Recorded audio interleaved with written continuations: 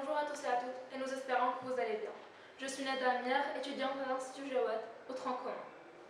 Dans le cadre de la sensibilisation à la préservation de notre environnement, nous, les élèves de l'Institut Jawad, allons participer à la compétition African Code Challenge qui vise à encourager le développement d'idées pour construire un avenir meilleur en utilisant le codage et la technologie. Et maintenant, je présenterai notre projet que nous avons réalisé à l'aide du programme Scratch sous le thème « Protégeons tous notre vie ». Ce jeu est nommé le recycleur. Il vous présente une technique ayant pour objectif de récupérer les déchets et de les réintroduire dans le cycle de production dont ils sont issus, pour expliquer qu'un objet utilisé peut toujours avoir une seconde vie. Pour réaliser ce projet, nous avons d'abord tous discuté les différents problèmes dont nous souffrons à l'heure actuelle et les différentes problématiques liées à la COP27, jusqu'à ce que nous arrivions au sujet de notre projet, qui est le recyclage. Le jeu va aider à sensibiliser votre enfant au recyclage des déchets et à lui expliquer le concept de la biodégradabilité. Dans un premier temps, on va lui montrer comment trier ces déchets d'une façon ludique sans qu'il soit forcé, et ce qui va l'aider à appliquer cela dans sa vie quotidienne. La façon dont nous avons programmé ce jeu le rend très simple à utiliser. Il faut juste cliquer sur l'objet et le glisser vers la corbeille gonflable, et votre score sera apparu sur l'écran après la fin du temps et même avant. Bonjour à tous et à toutes.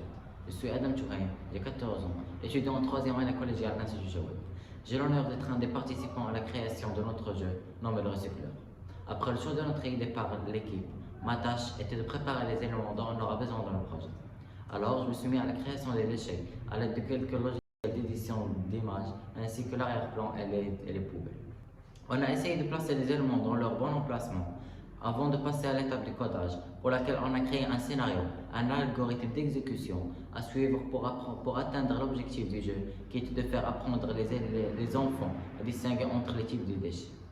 Après cette phase, on a commencé la programmation du jeu. Je passe la parole à mon ami pour l'expliquer. Que la paix soit sur vous. Je m'appelle Smirek Boukha, j'ai 14 ans, élève en 3e année collégiale à l'Institut Jawad. Je suis l'un des membres participants à la conception de ce jeu. Concernant le code de ce jeu, et pour le rendre très amusant, on a utilisé pas mal de techniques, à savoir les boucles et la notion de variable. Cette dernière, on l'a utilisée pour le score et le nombre d'objets de départ, et aussi pour le compte à rebours du temps.